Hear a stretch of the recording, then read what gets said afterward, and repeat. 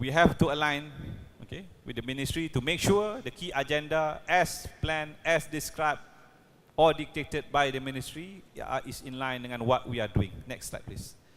Tuan-tuan, introduction kepada TVET 4.0 framework disentuh dalam perutusan tersebut. Siapa key player untuk hire TVET? Jawapannya MTUN. And we are part of that network. Tuan-tuan, the whole of last year, a lot of people are talking about Industry 4.0 and the impact of 4.0 or Industry 4.0 kepada higher education. So di manakah kedudukan UTeM dalam persediaan ini? Next slide please.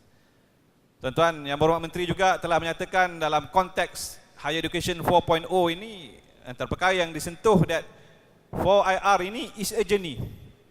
Okay, it is not something that starts or end now, but it's something that we need to face. Okay, and the key thing here is about advances in science and technology. Dan saya kutip salah satu daripada apa yang diingatkan oleh Yang Berhormat Menteri adalah we need to be brave to change. Kita perlu berani untuk berubah. Okay, dalam setiap IR, industrial revolution, cara kita hidup, the way we live, work and interact will change. So inilah yang melibatkan proses sistem dan kita sebagai warga universiti. Dan perubahannya tuan-tuan juga akan mengubah cara kerja. Kita bincang, okay, dekat UTeM ni ada jawatan tukang, kita ada jawatan penolong jurutera, dulunya juruteknik. Okay, siswa pejabat, semua di peringkat pelaksana itu berubah.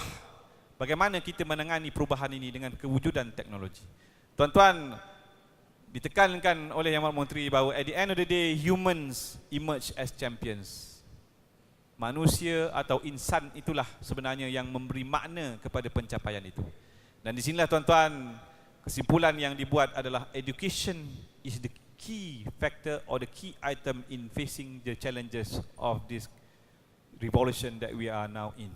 Dan itulah tuan-tuan, kita dalam sektor pendidikan tinggi, UTeM sekaligus menjadi antara ejen utama sebagai sebuah universiti awam, sebagai sebuah universiti teknikal berperanan dalam mendepani revolusi industri 4.0 ini. Next slide please. Tuan-tuan, menjadi cabaran dan seruan daripada Yang Berhormat Menteri adalah untuk kita mengubah kaedah pembelajaran dan pengajaran. We need to redesign our learning spaces. Pada waktu itu dikongsi makmal yang disediakan, okay, salah satu daripada universiti awam yang lain di UPSI.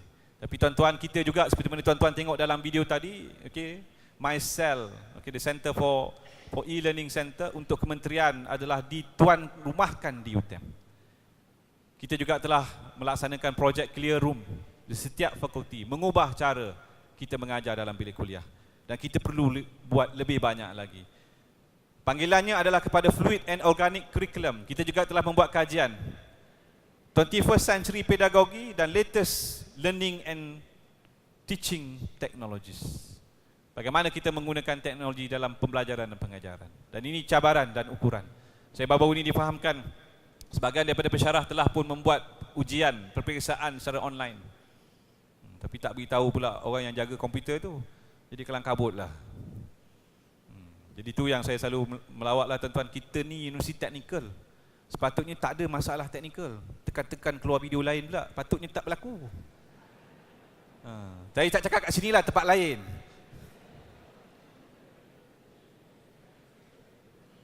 Dan itu saya nak tekankan bahawa setiap daripada kita bertanggungjawab.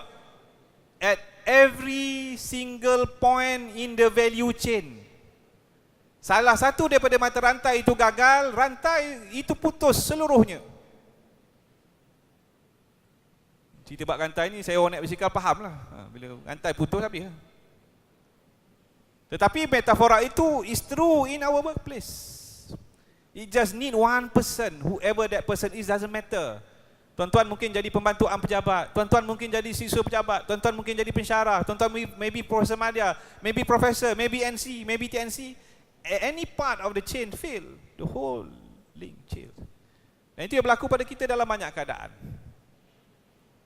Okay, dalam konteks, for example last year punya isu, okay, kita melihat banyak mata rantai kita itu perlu ditambah baik. We are doing something what we need to improve. And this is the call from the minister to make sure, as far as learning and teaching, it is of the new standard 4.0. Next slide please. Tuan-tuan, kalau kita tengok berdepan dengan generasi sekarang ini, okay, if you are going to iterate the same thing using the old slides, okay, the audience has changed. Sama juga bila saya berdepan dengan tuan-tuan ni, okay, tak ada orang yang depan saya ini, contohnya majoritinya semua duk pegang, okay, handphone. Tak tahulah Ida duk buat apa tu kan, tapi duk pegang lah. Okay, pengarah PPK duk genggam je, tak tahulah apa yang dia genggam tu. Okay, MPP duk tulis lagi tu, duk WhatsApp lagi. So dalam kelas macam tu lah kak, lecturer duk honha kat depan, duk belakang tu tam. But that is the reality. Kita nak buat peraturan, contohnya dalam bilik kuliah handphone tidak dibenarkan bawa masuk, boleh? Tu yang kita terima cabaran, kata apa sahaja tak boleh bawa handphone dalam exam. So these are the things tuan-tuan, okay, professional development for lecturers. Okay, ni kita dah beritahu dengan Prof Aizah, ni dia tengah cari kain apa kat sana, saya tak tahulah. Tapi ada gambar dia lah, dia tengah pilih kain. Okay. But we have informed her, dia cakap ni kokok, dia tengah tengok Facebook live kat sana kan. We have to address these changes not only to the students, but before the students can change, the lecturer need to change. Not only the lecturer needs to change, all the support system to our teaching and learning, our learning and teaching also need to change. And that's why it calls to everybody to change. Next slide please. And the minister also stressed on the fact that industry and academia are one, or is one, if you want to look at as an entity lah. Okay, so ini tuan-tuan, pendekatan ini kita di MTUN bertambah berat peranan dan tanggungjawab itu kerana tujuan penubuhan kita dalam kertas kabinet universiti atau APTA Modul 2 yang dibawa dulu, key attribute-nya is to support the industry. Dan alhamdulillah dari segi data yang kita ada, yes, we have been doing it, but we need to do a lot more. Dan ini insyaAllah akan ditransformasikan dalam bentuk tindakan kita untuk tahun ini. Next slide please.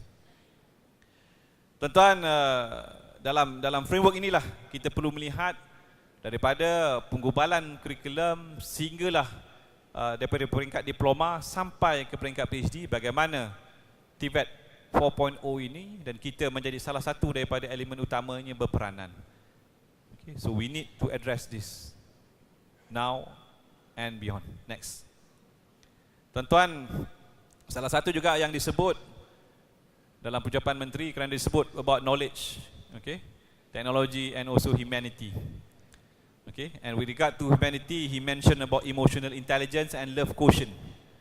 Okay, saya tak tahu berapa ramai daripada tuan-tuan telah dengar istilah ini. But he was stressing on equipping our student to face the challenges of 4IR ni. Kalau tuan-tuan baca juga buku Schwab itu, di hujung tu, it talks about humanity. It talks about the spiritual side of human in facing technology. Okay, and at the end of the day, not to forget, okay, what is the purpose of those technology. Next slide, please.